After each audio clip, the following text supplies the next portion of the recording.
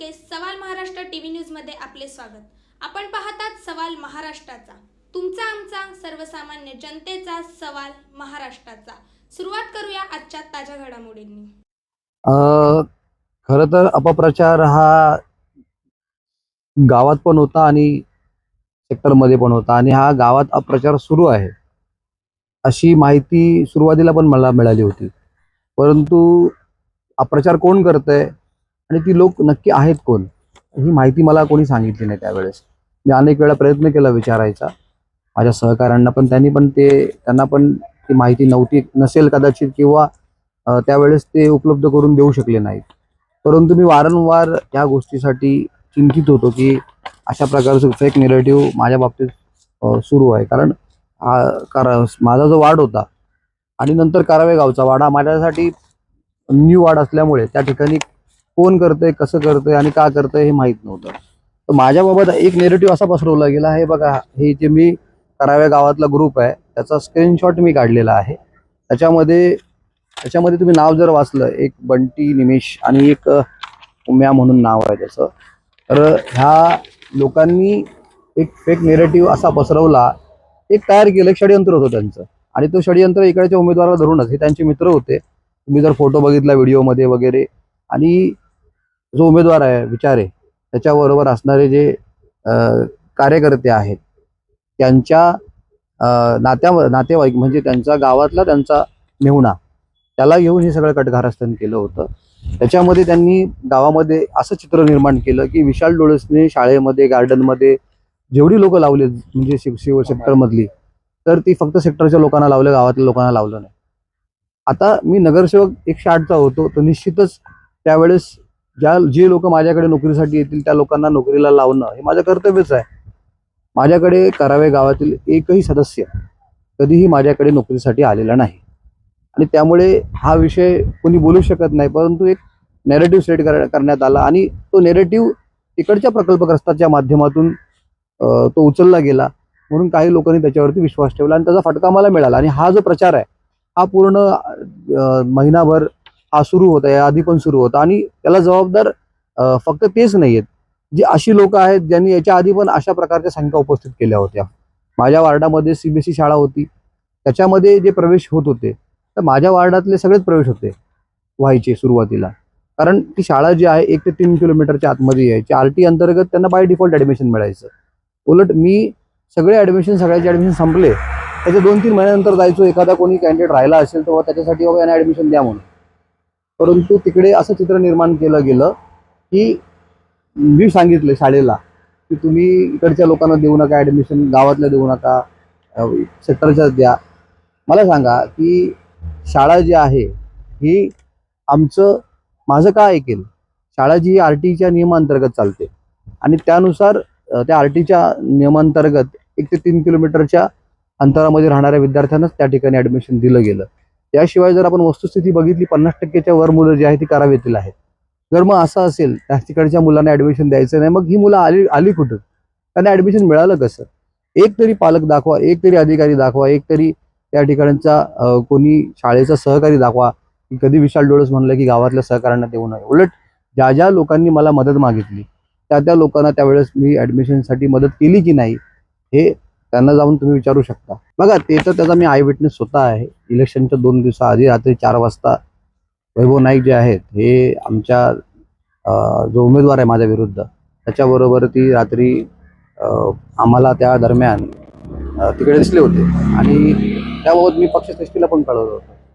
परंतु त्याच्यानंतर अनेक माहिती अशी समोर आली, गावातून काही माझे मित्र आहेत त्यांच्या भावांना फोन केले की बाबा विशाल विचारेंना मदत करा, आणि अजून काही जे प्रतिष्ठित लोक आहेत पुढे ही नावं आली असती, मला सुद्धा नावं लवकर माहीत झाली असती तर मी त्यांना ती यादी दिली असती आणि मला वाटतं त्यांनीही त्या ठिकाणी कॉल करून त्यांना समजवलं असतं, कारण त्यांचं पूर्ण समर्थन मला होतं। ही गोष्ट काही लोकांना माहीत होती आणि आता ती नावं घेणं उचित नाही आहे, परंतु तो योग्य वेळेस तो गैरसमज दूर करावा। जसं माझ्या वार्डात मी गैरसमज दूर केला, जेव्हा त्या माझ्या वार्डामध्ये पॅनलमधल्या दृष्टिकोनातून काही लोक त्यांच्या सोयीनुसार उमेदवारांचे मतदान मागत होते। म्हणजे अ ब गटामध्ये आम्ही दोघं, ड गटामध्ये विशालला बिंदास द्या, आमचं काय हरकत नाही।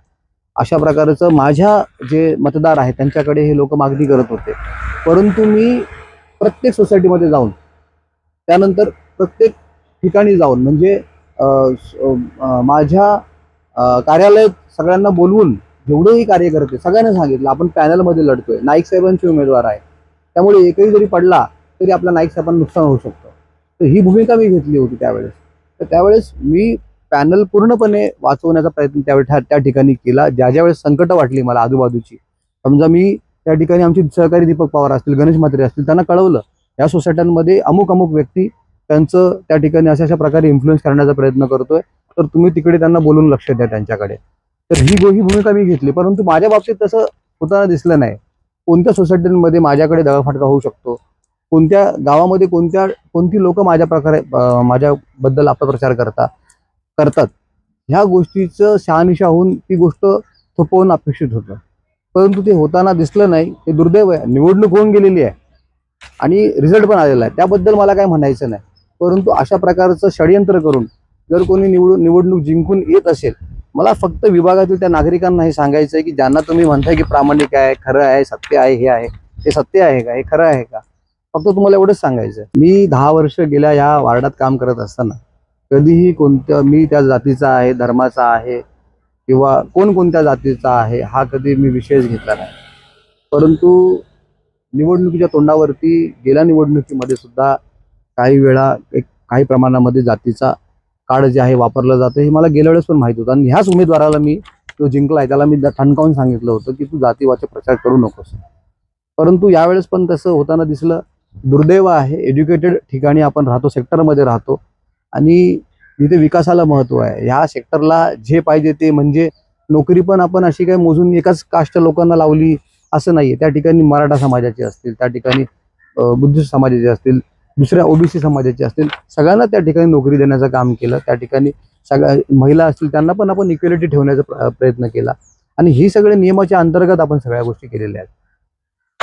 काही अपील करणार नाही. मला फक्त ही सत्यता जी आहे तुमच्यासमोर आणायची होती की कशा प्रकारे या विभागामध्ये जे अनेक लोक आहेत ज्यांनी जातीचं राजकारण, घाणेरडं राजकारण आणि सगळ्यांनी मिळून हा जो प्रयत्न केला, ठीक आहे, त्यांना वाटत असेल एखादा उमेदवार नाही यावा, ही त्यांची मर्जी आहे.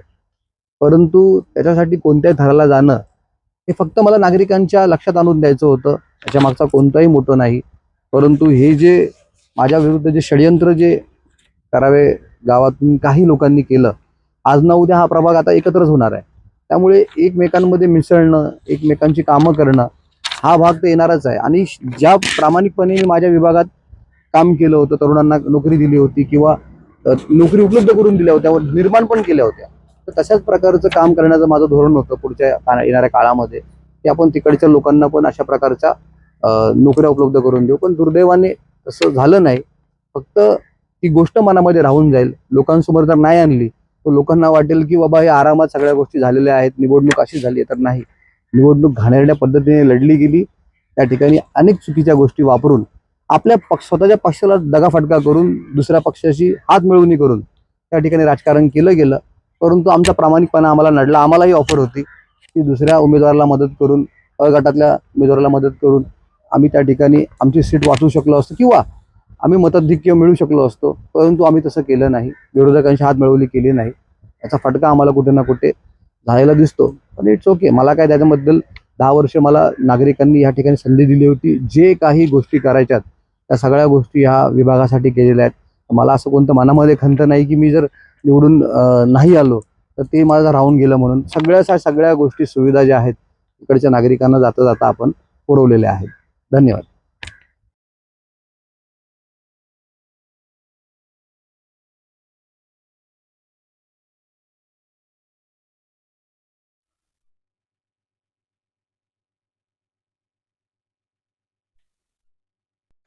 संपूर्ण महाराष्ट्रातील ताज्या घडामोडी जाणून घेण्यासाठी सवाल महाराष्ट्राला सबस्क्राईब करा आणि दाबा बेल आयकॉन आमच्या रोजच्या अपडेट्स पाहण्यासाठी. धन्यवाद.